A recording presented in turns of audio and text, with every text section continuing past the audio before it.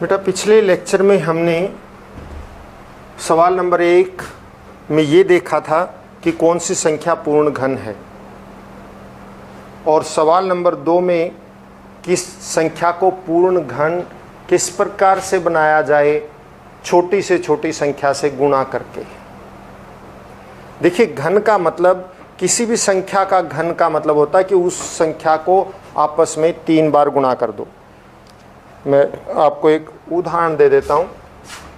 घन मतलब, एक रिवीजन के लिए आपको बता रहा हूँ कि घन का मतलब, मान लिया कि आपको 5 का घन निकालना है। 5 का घन का मतलब 5 गुणा में 5 गुणा में 5। 5 का घन का मतलब 5 की घात 3, यानी 5 को 3 बार आपस में गुणा कर दो तो 125 आ गया।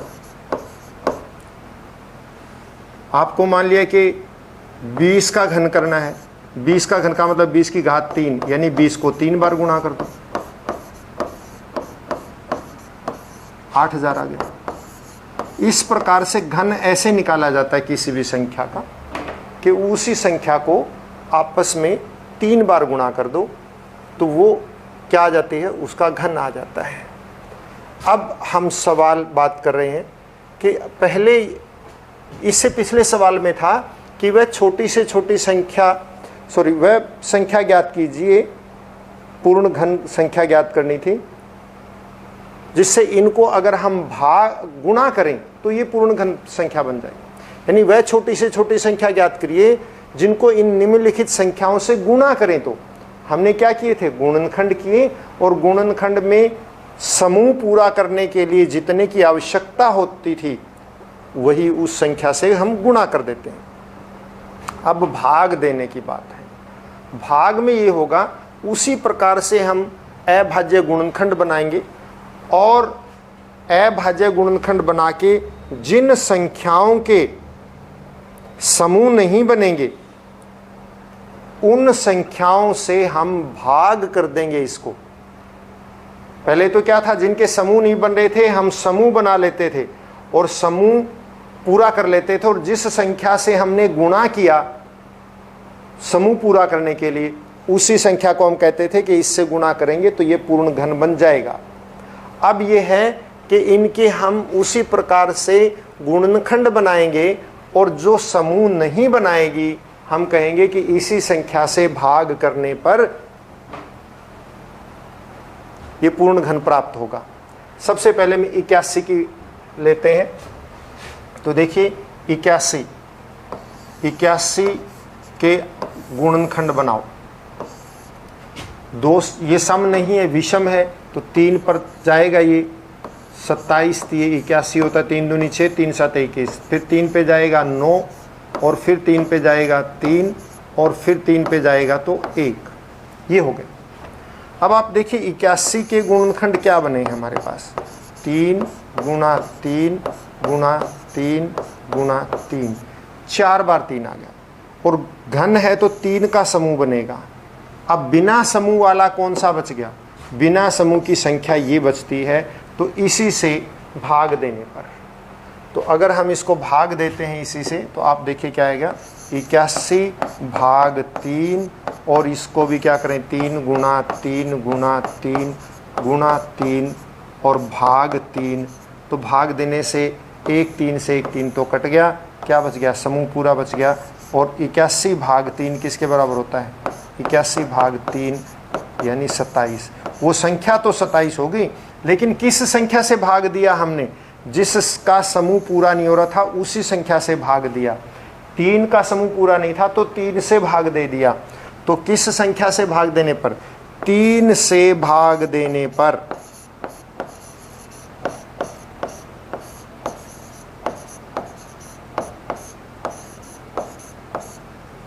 किसको, 81 को। तो हम कहेंगे 81 को कितने से, 3 से भाग देने पर हमारा जो उत्तर रहेगा वो 3 आएगा। 3 से भाग देने पर पूर्ण घन प्राप्त होता है।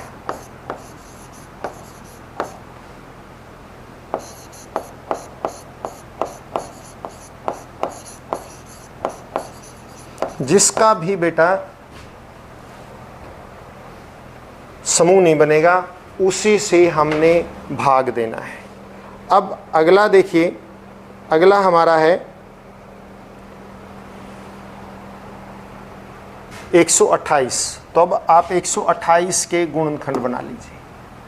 128 सम संख्या है, 2 से भाग जाती है, 2 छिके 12, 2 चौके 8, फिर 2 से भाग जाती है, 2 तिये 6, 2 दूनी 4, फिर 2 से भाग जाती है 16, फिर 2 से भाग जाती है 8, फिर 2 से भाग जाती है 4, फिर 2 से भाग हुआ 2 और फिर 2 से भाग हुआ 1। तो अब आप देखिए 128 के गुणनखंड क्या बने। 128 के गुणनखंड 1 2 3 4 5 6 7 बार, ठीक है ना, 2 आ रहा है। 1 2 3 4 5 6 7। अब आप 3 3 का समूह बनाइए। 3 के समूह में कौन नहीं आ रहा?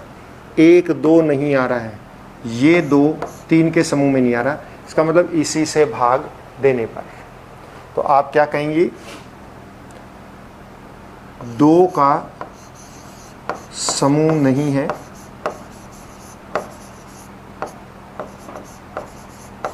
या आप ये कहें 2 समूह में नहीं है। 2 हम इसको लिख सकते हैं 2 समूह में नहीं है, अतः 128 को 2 से भाग देने पर पूर्ण घन संख्या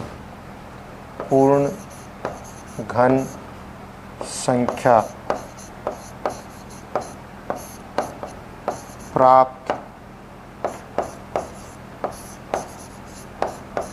होती है।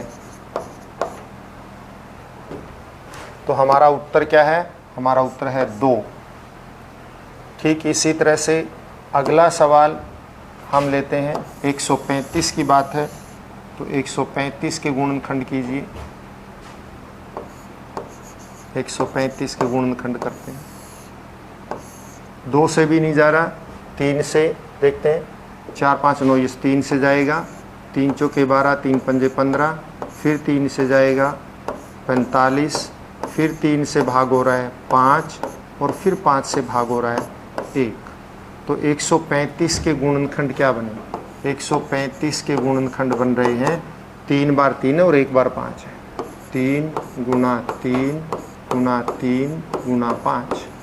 अब 3 का समूह तो बन गया, 5 का नहीं बना, इसलिए किससे भाग देनी पड़ेगी? इसको हमें 5 से भाग करना पड़ेगा।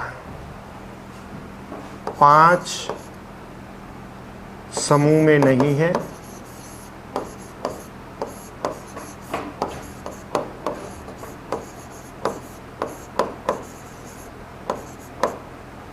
अतः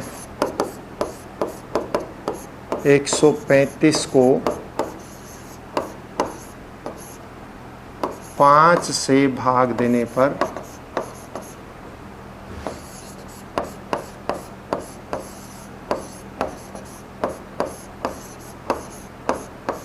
पूर्ण घन संख्या प्राप्त होगी।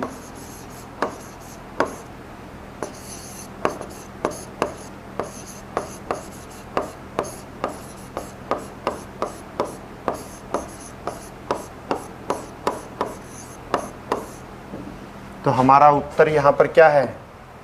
यहाँ पर हमारा उत्तर 5 है। इसके बाद बेटा अगला सवाल, अगला देखिए, अगला भाग क्या है? अगला भाग है 192। तो इसी प्रकार से हम 192 के भी गुणनखंड करेंगे। सम संख्या है तो गुणनखंड 2 में 18, 2 छिके 12, 2 से 48, 2 से 24, 2 से 12, 2 से 6, 2 से 3 और 3 का 1।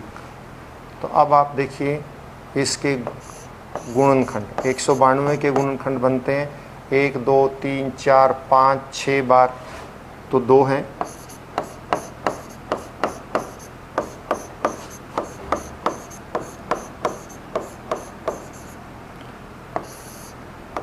दो दो के समूह बन गए, 3 समूह में नहीं है। कौन समूह में नहीं है? 3 समूह में नहीं है।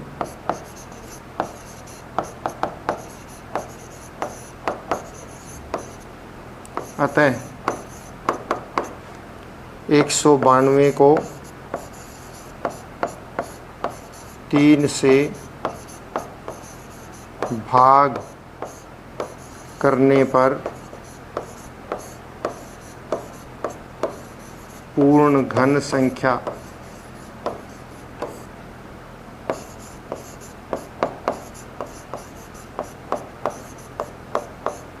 प्राप्त होती है। इसके बाद 704 भी सम संख्या है, तो 2 से भाग होगी। 352, 35 और 2 ये जाए, 2 से फिर हो जाएगा।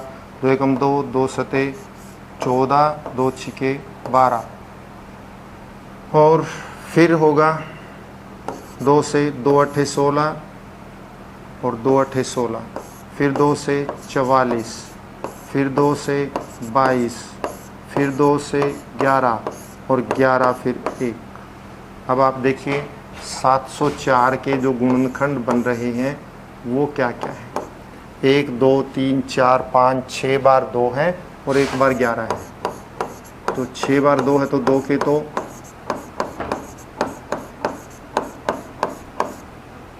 2 समूह में आ गया, 11 समूह में नहीं आया। इसलिए आप क्या लिखेंगे? 11 से भाग देने पर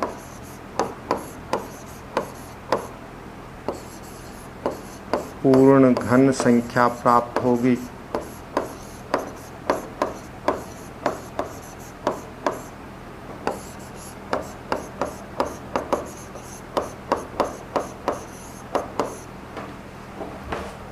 इस तरह से ये सवाल नंबर 3 पूरा होता है। और इस एक्सरसाइज में एक सवाल और है, तो हम सवाल नंबर 4 की ओर चलते हैं। सवाल नंबर 4 देखिए, परीक्षित प्लास्टिन का एक घनाभ बनाता है। प्लास्टिन एक मटेरियल का नाम है और उसका वो घनाभ बनाता है प्लास्टिन का, और प्लास्टिन का घनाभ बनाता है जिसकी भुजाएं 5, 2 और 5 सेंटीमीटर हैं। तो ऐसे कितने घनाभों की आवश्यकता होगी, कितने घनाभों की आवश्यकता होगी कि क्या बन जाए? पूर्ण घन बन जाए। तो आप देखिए घनाभ की भुजाएं,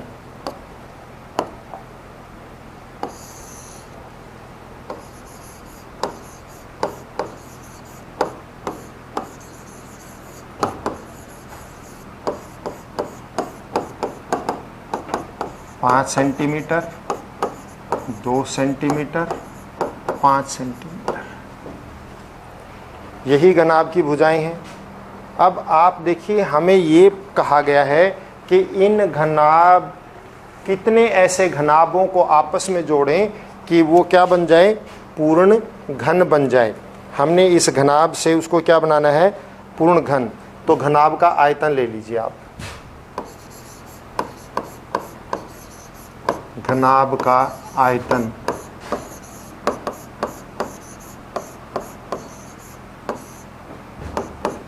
तीनों भुजाओं का आपस में गुणा, 5 गुणा 5 गुणा 2। घन बनाने के लिए आपको किसकी आवश्यकता है? घन बनाने में 3 3 का समूह पूरा करना है। तो 3 3 का समूह पूरा करने के लिए आप देखिए इसमें किसकी आवश्यकता है?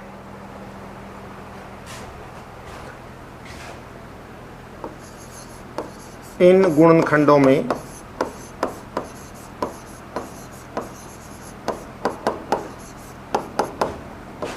5 2 बार है तथा 2 1 बार है।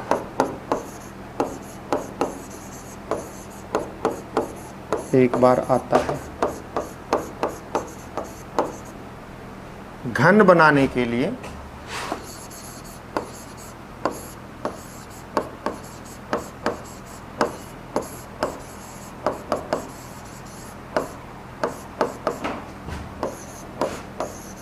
एक बार 5 की आवश्यकता और 2 बार 2 की आवश्यकता है, ताकि 3-3 हो जाए। एक बार किसकी आवश्यकता है? एक बार 5 तथा 2 बार 2 की आवश्यकता है।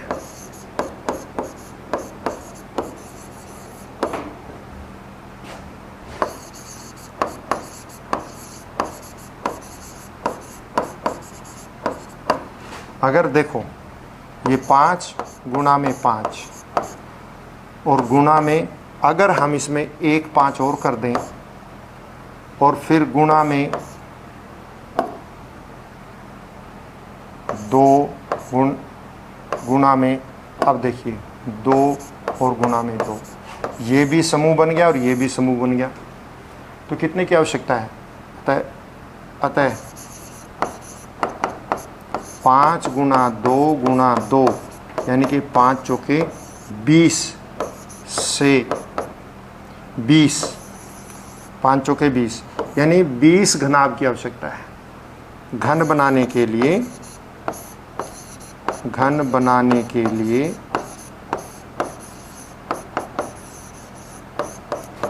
ऐसे कितने, इन सबको, क्योंकि 1 5 और 2 2 यानी 5 गुणा 2 गुणा 2, 5 चौके 20, तो घन बनाने के लिए ऐसे 20 घनाभों की आवश्यकता है। कितने घनाभों की? 20 घनाभों की आवश्यकता है। घन बनाना है ना बेटा, तो आप देखिए इसके गुणनखंड 5 5 5। अब घन बनाने के लिए 3 3 का समूह चाहिए, 1 5 चाहिए और 2 2 चाहिए, यानी 1 5 और 2 2। हमें क्या चाहिए? 1 तो 5 चाहिए और 2 2 चाहिए। तो 5 गुणा 2 गुणा 2, 5 दूनी 10 दूनी 20, यानी 20 घनाभों की आवश्यकता है। आज के लिए इतने काफ़ी। घर पर रहें, स्वस्थ रहें और अपना काम हर रोज करते रहें। धन्यवाद बेटा।